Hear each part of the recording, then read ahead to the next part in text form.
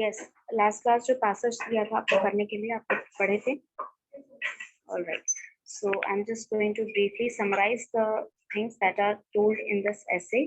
ठीक है, इस ये जो आर्टिकल आपको दिया गया है कॉम्प्रिहेंशन पैसेज में, इसमें basically about the plastic bag and its disadvantage and और what all harms it is doing to the environment, यही सारी बेसिक चीज बताई गई है। ठीक है, तो based on the things that you read, आपका यहाँ पर अगर क्वेश्चंस हम आंसर करें तो let's move ahead with the question number 1, which of the following components make polyethylene line, polyethylene? ये आपको दिया गया है in the second paragraph, right? In the second paragraph, it has been said that to extract the polythene or polythene bags are harmful for our environment because उनका जब extraction किया जाता है वो फॉसिल फ्यूल से किया जाता है, उनके fossil fuel and natural gases से किया जाता है, जिनको जलाने के बाद वो प्रोसीजर होता है कि पॉलीथीन हमें मिलता है या पॉलीमर का कोई भी कंपाउंड हमें मिलता है. So according to the passage, our option would be natural gas and petroleum, right? Okay. Next question, according to the passage, what are the reasons for degradation of ozone layer? यानी कि ozone layer के degradation में किसका major हाथ है? तो if we look about the logistic, तो logically चारों ही आंसर करेक्ट है, राइट? लॉजिकली चारों ही आंसर करेक्ट है, क्योंकि कटिंग डाउन ट्रीज भी आपका ओजोन लेयर डिप्लीशन में कहीं ना कहीं इनडायरेक्टली हेल्प कर रहा है, एक्सट्रैक्शन ऑफ फॉसिल फ्यूल भी कर रहा है, disturbance in the water cycle भी हो रहा है, accumulation of plastic waste on a water body भी हो रहा है. बट मेजर कॉज जो यहाँ पर ओजोन लेयर के डिप्लीशन में बताया गया है वो क्या है? Extraction of fossil fuel. Okay. Question number 3, what are the dangers posed to humans for being a part of ocean food web? तो इसमें यहाँ पर ये लास्ट पैराग्राफ में आपको बताया गया है कि if you eat contaminated fish which have some polymer compound in itself, it will be affected to our body also. So if we are in the food web of the oceanic feed, there is no danger to human life. Option A is not correct. How human beings become vulnerable to water disease? This has nothing to do with your polymers or polythene use. Humans have a higher chance of getting cancer, that can be said because we were eating contaminated fish and all. So option number C is the correct answer for question number 3. Question number 4, why do pathways and fences look ugly? Again, according to the passage, आपका जो है यहाँ पर option number C, B will be correct. Plastic bags are carried away by wind and water to such places जहाँ पर वो accumulate हो जाते हैं. तो ये दोनों ही reason, if you think about that, option B and C are both implemented, right? वो दोनों implied हैं, लेकिन डायरेक्ट स्टेटमेंट आपका बी ही रहेगा. So question number 5 is, which suffix is used in the word practically? ly. Yes. See, if you want to find out, ये तो practically is a very easy word to find out, but still if you have any doubt in suffix and prefix, आप एक एक letters eliminate करके देखिए कि उस word का मतलब बनता नहीं है या नहीं, क्योंकि प्रैक्टिकली भी एक ALLY भी एक तरह से सफिक्स ही है, बट उसको हटाने के बाद हमें CE लगाना पड़ेगा. ठीक है, तो प्रैक्टिस हो जाता है हमारा वर्ड. तो हमें ऐसा वर्ड यहाँ पर जब सफिक्स हटाने के लिए इस तरह के क्वेश्चन बोला जा रहा है, तो इसका मतलब ये है कि सफिक्स हटाने के बाद भी वर्ड जो है वो बिना किसी एडिशन के एज इट इज रहना चाहिए. तो उसके लिए आपको 1 लेटर अगर आप हटा के देखेंगे तो इससे पहले वाले वर्ड का मीनिंग बन रहा है, 2 लेटर्स हटा के देखिए. प्रैक्टिकली इजी वर्ड था तो यहाँ पर कोई दिक्कत नहीं है, but if you get some difficult word that you don't know how many letters are included in suffix and prefix, आप एक एक लेटर हटा के देखिए, you will get to know which word has the actual meaning or dictionary meaning. Okay, all right. So I hope there is no doubt. अगर कोई specific word या कोई एक ऐसा statement जो आपको नहीं समझ में आया, you can just go ahead and ask me. इस पैसेज में कुछ भी ऐसा जो अगर आपको नहीं समझ में आया तो आप एक बार पूछ लीजिए before we move ahead.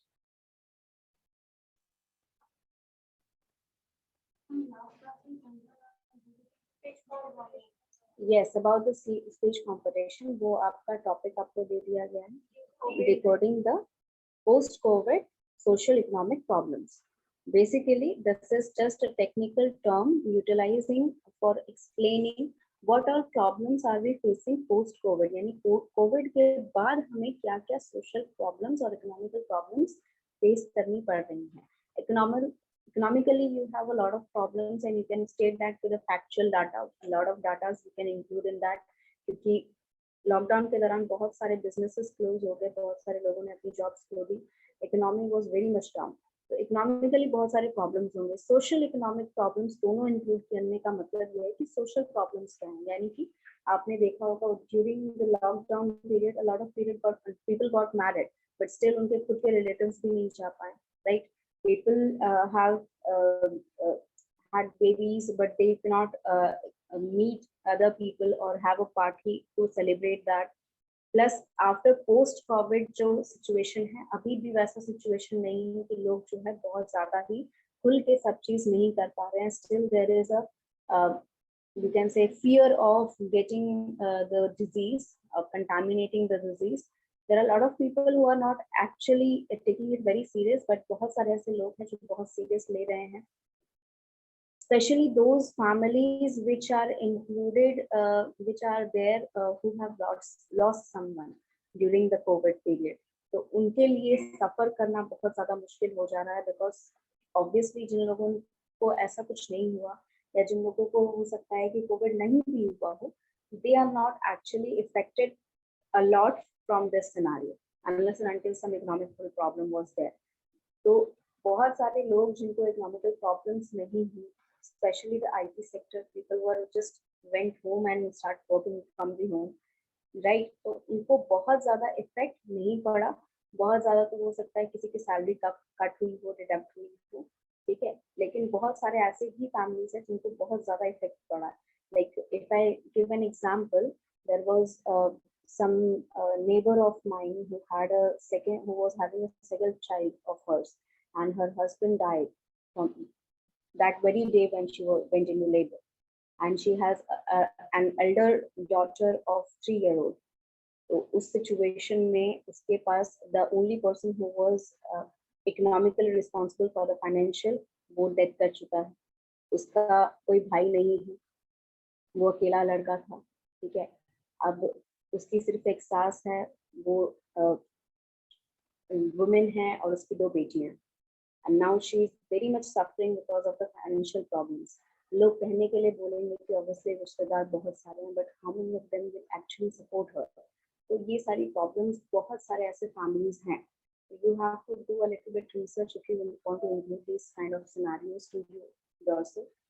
And ये negative aspect है. आप अगर चाहें तो कुछ positive aspect भी डाल सकते हैं, क्योंकि इसी कोविड पीरियड में बहुत सारे लोगों ने अपना नया बिजनेस ओपन किया है. They have started their own startups and they have gained a lot of profit from that. तो either of which you want to include, और you can have a mixture of these two negative and positive sides, but it would be better if you go from negative to the positive vibes, so that like people are not doomed when they are listening to you, or they don't went into depression after listening to your speeches. So if you want to put both the aspect negative and positive, आप negative से start करिए, conclusion तक ले जाते you can include the positive aspects also. ठीक है? Yes, opinion आप अपने हिसाब से दे सकते हैं. What all you feel that whether it has affected drastically or whether we will come out of this very soon or it will take a lot of time or not. ठीक है, क्योंकि जैसे मैंने अभी सिचुएशन बताया तो उसको बाहर निकलने में बहुत ज्यादा टाइम लगेगा. तो यही ओवरऑल व्यू देखिए कि पूरे इंडिया में क्या ये या पूरे वर्ल्ड में ये जो सिचुएशन पोस्ट कोविड होगा, तो इससे बाहर निकलने में, हमारी इकोनॉमी को रिकवर करने में, वापस ट्रैक पे लाने में कितना टाइम ड्यूरेशन आपके हिसाब से लगेगा, क्या क्या हमें मेजर्स लेने पड़ेंगे, so that we will be back to the normal situation जो हमारे नॉर्मल हुआ करता था पहले बिफोर कोविड, उस चीज को कैसे हम वापस लाएं. ठीक है? Alright, so if you have a written format, you can just go through that and practiced it in front of me so that I will tell Sanjana ma'am whether you are doing well or not. Okay. Competition का date आपका Facebook post पे डाला गया?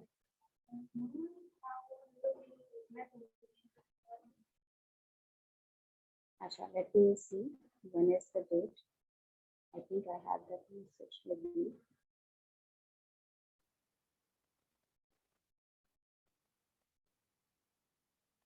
Communication है, you have to improvise that. ठीक है, सबसे पहले तो आपका वॉइस वेरिएशन पे ध्यान दीजिए। आप लोग या तो बहुत फास्ट बोलते हैं या फिर बहुत स्लो बोलते हैं या फिर मोनोटोनिक वॉइस निकलती है आपकी।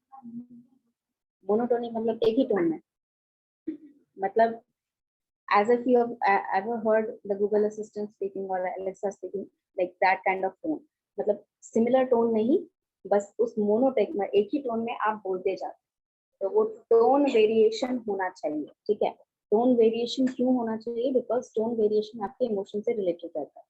ठीक है, आप जब टीचर्स को नोट करेंगे, कई बार आपको इम्पोर्टेंट कोई बात बताना होता है तो उनका टोन चेंज हो जाता है, गुस्सा आ रहा होता है, आपको डांटते हैं तो उनका टोन चेंज हो जाता है। तो ये सारे अगर टोन नहीं रहेंगे तो वो पूरा मतलब हाँ रोबोट वाला वॉइस आ जाता है। ठीक है, तो यस, लाइक मैंने अभी जैसे आपको जो स्टोरी सुनाई, that is a very sad story, so your voice should drop in that scenario. ठीक है, जब आप excited news सुनाएंगे, for example someone has started their startup during the post covid and they had the profit, तो ये excitement school है, तो आपका हाई पिच होना चाहिए वॉइस। ठीक है, वो शो करने के लिए that you have to feel that kind of emotions जो आपके वर्ड से मैच करने चाहिए। आपके वर्ड अगर ये कहना चाह रहे हो कि नेगेटिव में है तो आपकी वॉइस वो नेगेटिविटी दिखानी चाहिए, अगर पॉजिटिव में है, अच्छी वॉइस है, सॉरी अच्छी न्यूज है, तो उसको आप एक अच्छे टोन में, एक हैप्पी टोन में प्रेजेंट करेंगे। ठीक है, अगर नहीं समझ में आ रहा है, डिफरेंशिएट नहीं कर पा रहे हैं टोन, तो नोटिस करिए, record yourself while talking about different subjects. ठीक है, एक टॉपिक उठाइए। ठीक है, एक you can do one thing, आपका कोई भी थ्योरी पेपर अगर है तो उसका एक पैराग्राफ रीड करते हुए खुद को रिकॉर्ड करो, अपनी वॉइस और अपना पूरा फेशियल एक्सप्रेशन जज करो। If you can do that, you will get to know how monotonic your tone is and how to vary that. Now, next thing what you will do, कोई interesting सा topic लीजिए या फिर अपने friend से बस कुछ भी बात आप कर रहे हो उसको रिकॉर्ड करिए and listen to your own voice, how your voice changes from different topic to topic. तो वो वॉइस वेरिएशंस आपके स्पीच में भी आना चाहिए। ठीक है, when you are presenting the speech post Covid, अगर आप नेगेटिविटी में जा रहे हैं तो जरूरी नहीं है कि आप बहुत ज्यादा ग्लूम ही रहें। उस ड्यूरेशन में जब एक बहुत इंपॉर्टेंट एस्पेक्ट आप बता रहे हैं, उस ड्यूरेशन तक ही आपकी वॉइस ड्रॉप रहनी चाहिए। उसके बाद आप जैसे मैंने बोला पॉजिटिविटी तक जाएंगे, तो पॉजिटिविटी जाने में आपकी वॉइस में दिखना चाहिए, आपके फेस पे एक्सप्रेशन दिखना चाहिए that even though we had some bad times, people have some bad time, we are moving forward and we are concentrating on the happy things that is happening around. ठीक है, तो ये tone variation से क्या होता है, अगर आप टोन वेराई करेंगे तभी आपकी ऑडियंस का मूड भी फ्रॉम सैडनेस टू हैप्पीनेस जाएगा। ठीक है, they will automatically sense it that you are shifting your emotion from sad moment to your happy moment. ठीक है, तो आपकी वॉइस में expression, facial expression, voice variation, also shoulder drop नहीं करना है, specially those who are taller than normal average. ठीक है, मैंने स्पेशली देखा है जो लोग टॉल होते हैं वो लोग ज्यादा कोशिश करते हैं that they drop there shoulder regularly. एक लड़का है, उसको अगर पोडियम पे खड़ा करने बोल दिया जाए, he will actually get to my height and he is taller than you, तो वो चीज नहीं करनी है। whenever you are present in front of the audience, आपकी बॉडी लैंग्वेज अगर कन्वे नहीं कर रही है दैट यू आर कॉन्फिडेंट या रिलैक्स्ड, ठीक है, जितना एंशियस आप फील कर रहे हैं, आपकी बॉडी खुद को प्रोटेक्ट करना चाहती है, क्योंकि एंशियसनेस में फियर होता है, वो फियर के चलते आपकी बॉडी ऑटोमेटिकली रिएक्ट करती है that there is something dangerous going around you and you are feeling scared about that and you get मतलब आपकी बॉडी श्रिंक होने लगती है। ठीक है, वो श्रिंकनेस आपको रोकना है। ठीक है, अदरवाइज आप फियर जो फील कर रहे हो तो ऑडियंस आपको देख के एंशियस हो जाएगी कि क्या बोलने जा रहा है, कुछ बोलेगा नहीं अच्छे से, ये वो. So these things have a vibes in themselves, right. आपको सिक्स सेंस पता होगी ना, तो सिक्स सेंस आपकी वो पता चल जाती है जब आप जो कन्वे करना चाहता है इमोशंस आपका, वो पूरा ऊपर से नीचे बॉडी, जब कोई देख रहा है आपको, जज कर रहा है, वो देखते ही समझ जाएगा. जैसे आपने देखा हो कई बार देखते ही पता चल जाता है कि वो बच्चा पढ़ रहा है कि नहीं पढ़ रहा है. ठीक है, टीचर एक बार पूछ लेगा, वो जानबूझ के उस बच्चे को खड़ा करेगा जिसके फेस पे ही दिखता है कि कुछ नहीं आ रहा है उसमें, राइट. तो वो फेशियल एक्सप्रेशन कैसे पता चलता है हमें? वी जज those people because of their emotions, because of those feelings that they are having. ठीक है, आई कांटेक्ट क्यों करते हैं हम लोग? क्योंकि क्लास में जैसे ही देखोगे ना, वो बच्चा जो पढ़ रहा है उसको, वो इस तरह बैठा रहेगा एकदम शांति से. जो बच्चा नहीं ध्यान दे रहा है उसको अचानक से अगर आई कांटेक्ट हो गया, वो हड़बड़ा जाएगा, राइट. उसको लगेगा कि अरे कुछ सुन रहे थे, कहीं खड़ा ना कर दे. They have that kind of tremor going around in their body and that shakes are very much visible. ठीक है, वो सारे जो visible आपके क्लूज होते हैं ये डिफाइन करने के लिए कि आप नर्वस हैं, उन विजिबल क्लूज को आपको हटाना है. आप अंदर से नर्वस फील कर सकते हैं, that is very natural, that is human like property. वो आप पूरी तरह नहीं हटा सकते.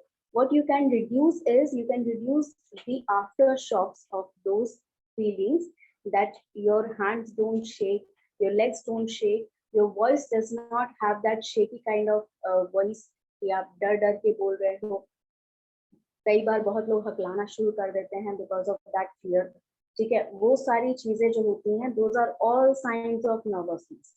तो वो चीज तभी होगा जब आप अपने आप को कमांड करेंगे that there is nothing going on and around here that you have to fear. अगर आपके अंदर डर रहेगा तो वो कहीं ना कहीं से बाहर आएगा. तो वो डर को कम करना है, स्ट्रेस थोड़ा सा रख सकते हैं, एंग्जाइटी थोड़ा सा रख सकते हैं. वो जरूरी होता है क्योंकि आप अच्छा प्रेजेंट करेंगे, इसके लिए थोड़ा पुश करता है आपको, एक सेल्फ मोटिवेशन होता है. वो नेगेटिव ही हो लेकिन वो सेल्फ मोटिवेशन होता है आपके अंदर से. And if you don't go through that scenario, आपके अंदर एक चीज बोली जाती है ना कि जब इंसान में डर खत्म हो जाता है तो वो कुछ भी कर सकता है, राइट. तो वो चीज पूरा डर नहीं खत्म करती. ठीक है, हर किसी को किसी ना किसी चीज से डर लगता ही. ठीक है, some people are have the fear of failure, some people have the fear of embarrassing themselves in front of others. ये सारी जो फियर है आपकी कि सबके सामने कुछ कर देंगे, शर्मिंदा होना पड़ेगा, ये सारे फियर भी आपका अनकॉन्शियसली भी आप फियर फील करते हैं, चाहे आप सोच रहे हैं जानबूझ के या नहीं सोच रहे हैं. ये सारे अनकॉन्शियसली आप बिना सोचे समझे आपके दिमाग में ये रहता है कि यहाँ आके कुछ गलत बोल देंगे या कुछ गलत कर देंगे तो सब कोई हंसेगा, पता नहीं कितने दिन तक मजाक उड़ाएगा. तो all those fear add up to your nervousness. तो वो फियर को इसी तरह हटाना है and this is only up to you. I can only examine you and tell you what all things are wrong, but I can not right those things unless and until you work on yourself.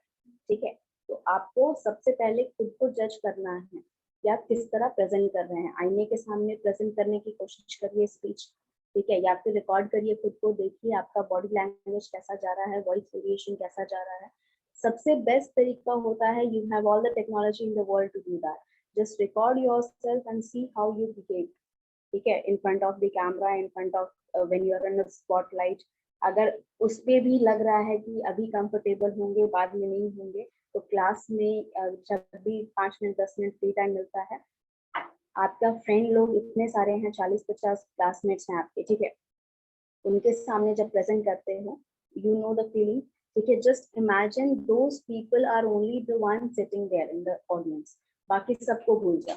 ठीक है, कि बस तुम्हारे friends ही हैं और कोई नहीं है वहां पर. बस अपने फ्रेंड्स के साथ बात कर रहे हैं, बता रहे हैं उनको कुछ किस तरह आपको बोलना है. Whatever things you feel comfortable in.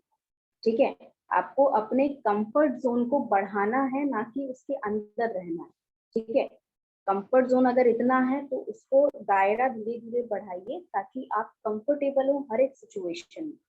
ठीक है, एंड आपका जो रिटन फॉर्मेट रहेगा, रिटन में कोशिश करिएगा कि बहुत ज्यादा डिफिकल्ट वर्ड्स आप यूज ना करें.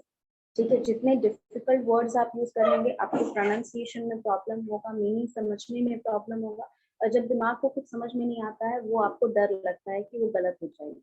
ठीक है, कोशिश करिए आसान भाषा में आप अपना एक प्रैक्टिकल वे में आप उसको लिखिए कि आपको अपने आप को वो कॉन्सेप्ट समझाना है, ठीक है। जैसे कोई भी हार्ड थ्योरी जब पढ़ते हो, ठीक है, जब मान लो टीचर ने पढ़ाया आपको नहीं समझना है, तो आप खुद से जब पढ़ने की कोशिश कर रहे हो तो उसे आसान भाषा में समझने की कोशिश करते हो कि चलो इसको एक प्रैक्टिकल एग्जाम्पल लेके देखते हैं कैसे समझ में आता है इसको, ठीक है। उसी सिनारियो में बस यही सोचना है जब आप स्पीच लिख रहे हैं कि आपको खुद को आसान भाषा में वो टॉपिक समझाना है, क्योंकि आपका जितना भी ऑडियंस रहेगा 99% आपकी ऑडियंस आप ही के बीच में रहेंगी, ठीक है। बहुत ज्यादा तो आपके सीनियर भी बहुत, I am not telling about कि you should be afraid of those people, ठीक है। दे वुड जज, I know, no doubt they would जज, but they don't have the right to जज यू, ठीक है। They are not in that place where they can place a judgement on your performance, ठीक है।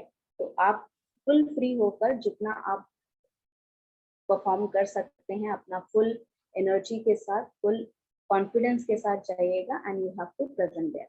Just keep it simple as everyone will be able to understand, बस इतना याद रखिए, ठीक है। Alright, any other thing that you want to know? नहीं, topic सबको समझ में आ गया? मैम उसको मतलब उसके मेमोरी बोला तो देख के नहीं बोला नहीं मतलब डेटा वगैरह जो है ना उसको डेटा वगैरह that's what I'm telling ना कि डेटा, इसीलिए तो मैं कहती हूँ कि डेटा जितना कम रखो उतना अच्छा। डेटा याद करने में ना मेहनत लगती है, तो उसको मिनिमाइज कर दो। If you think that you won't be able to handle that kind of data, keep it 20% to 15%, उतना ही डाटा इंक्लूड करिए, बाकी एक स्टोरी के थ्रू, ठीक है, या कोई एग्जाम्पल के थ्रू आप समझा दीजिए, सो दैट आपके ऊपर भी बहुत ज्यादा भार ना पड़े और ऑडियंस को भी यही चीज ज्यादा पसंद आती है। इफ यू थिंकिंग अबाउट कि ऑडियंस को पसंद नहीं आएगा या आप जीत नहीं पाएंगे, let me tell you one thing, if you are keeping it simple, then only everyone will be able to understand। और जिस तरह का रिस्पॉन्स आएगा स्पीच में, वो नहीं जीतता है जिसका स्पीच बहुत अच्छे वर्ड्स का रहता है या बहुत अच्छे टेक्निकल टॉपिक्स रहते हैं। स्पीच वो जीतता है जो ऑडियंस को सबसे अच्छा लगता है। तो ऑडियंस को, आपको पता है ना आपकी ऑडियंस कैसी है, ठीक है। फर्स्ट ईयर में चाहे आप सीनियर से, अगर आपको डाउट हो रहा है ना, आप सीनियर से बात करके देखिए एक बार, आपको पता चल जाएगा वो how much you have to expect from their side of view, point of view. तो आपको इतना नहीं करना है, इतना डाटा इंक्लूड नहीं करना है that it will get very tough for you to remember. अपने आप पे भी ज्यादा भार मत दीजिए, क्योंकि जितना सिंपल आप रखेंगे उतना ऑडियंस को ज्यादा पसंद आएगा, वो सुनने में मन लगेगा, उनको भी स्टोरी सुनाएगा तो वो स्टोरी याद रहेगी उनकी, ठीक है। एग्जाम्पल दीजिएगा तो वो एग्जाम्पल याद रहेगा। स्पेशली मैनेजमेंट के जितने स्टूडेंट्स हैं उनको कंपनी के बारे में बताइएगा, they will be interested in listening to that, ठीक है। तो वो सारी चीजें जो होती हैं वो आसान होती है समझना, वो आसान होती है आपको याद करने में, वो आसान होता है समझने में। तो उसमें डाटा जितना मिनिमाइज कर सकती हो उतना मिनिमाइज कर, ठीक है। क्योंकि डाटा बहुत ज्यादा आप रखोगे तो उसमें आपको भी याद करने में दिक्कत होगी, plus it will be difficult for the people to remember. जो वो याद नहीं रख सकते, ऑडियंस नहीं सुनती है उसे, ठीक है। जो वो चीज उनके लिए इम्पोर्टेंट नहीं है, like this topic is not coming in their exam, so it is not important for any student in this college, I am telling you. They will not remember one data that you have included in your speech, चाहे 50 speech उनके सामने बुलवा दीजिए, ठीक है। They will remember the stories that you're trying to tell, they will remember the examples, they will remember the fun facts that you include in your stories, ठीक है। तो वो सारी चीजें उनको याद भी रहती हैं और अच्छी भी लगती है सुनने में। जितना सिंपल रखिएगा उतना अच्छा, अंडरस्टूड। थोड़ा बहुत डाटा इंक्लूड करना जरूरी है, because you need proof to have some you need facts to prove your opinion that you have formed, ठीक है। आपने जो भी स्टोरी बताई या जो भी कुछ बताया वो एक तरह से प्रूफ ही होता है, लेकिन थोड़ा डाटा भी जरूरी है, ठीक है। How many people have suffered, how many the statistic of the data that the economy has gone down, how much, तो वो सारा थोड़ा बहुत डाटा जितना आप लिख सकते हैं, जितना आपको लग रहा है कि जरूरी है बताना, उतना काफी, ठीक है।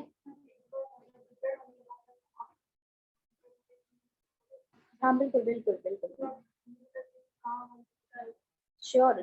जहाँ आपको लग रहा है I will not record, because obviously you have to present it in front of everyone, so I will not record but you can present here and I will write it down here that you were practicing for the speech, ठीक है। इसमें कोई दिक्कत की बात नहीं है। I have talked to sir and I have talked to Sandha ma'am also, she has told me, मैं पहले क्वालिफाई यहाँ से कर दूंगी अपने तरफ से, तो फिर उसके बाद सेकंड राउंड से हम आपके पास हो जाएंगे, ठीक है?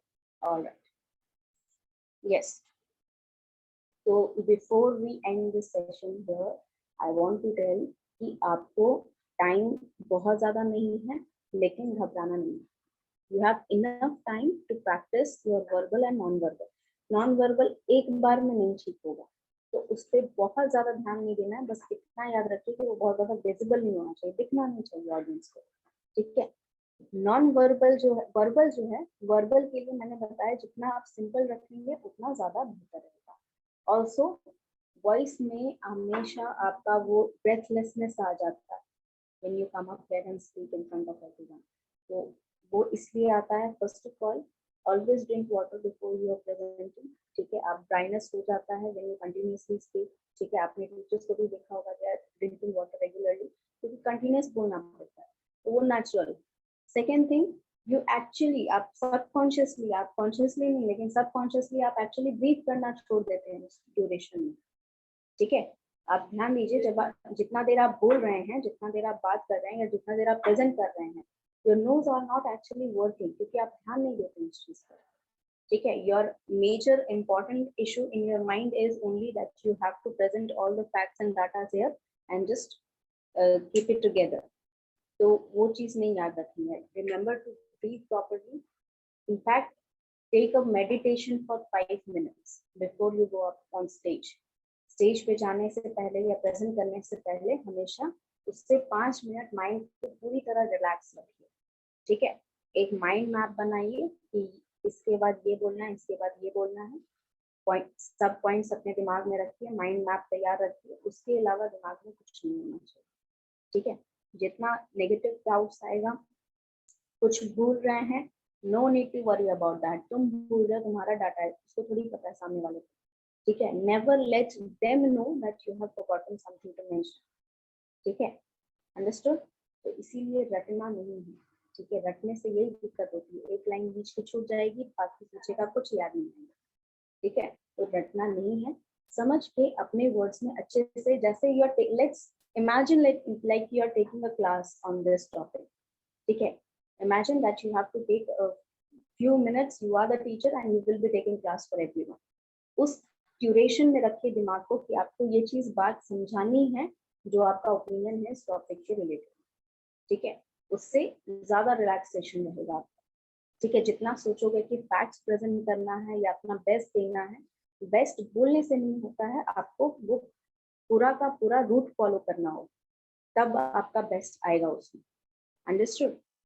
ऑलराइट, तो अभी तो ये टाइम ड्यूरेशन हो ही गया हमारा। एंड वन मोर थिंग, आपका अभी तो you are preparing for the speech, so in this duration I will be taking your extempore. आपकी क्लास में एक्सटेम्पोर नहीं हुआ है ना? नहीं, तो आई विल बी टेकिंग, वो बता दें नेक्स्ट क्लास एक्सप्लेन करेंगे, उसके बाद आई विल स्टार्ट, क्योंकि वैसे ही तुम्हारा अटेंडेंस इतना ही रहता है, तो आराम से उस क्लास में हो भी जाएगा, एक्सप्लेन भी हो जाएगा, and I will perform that also. And briefly if I tell कि व्हाट एक्सटेम्पोर इज ये आपको वहीं पर टॉपिक दिया जाएगा, 5 मिनट सोचने के लिए दिया जाएगा, and you have to present, and topics will be very easy so that you will be able to perform at least for 1 minute on that particular topic, ठीक है? ऑलराइट,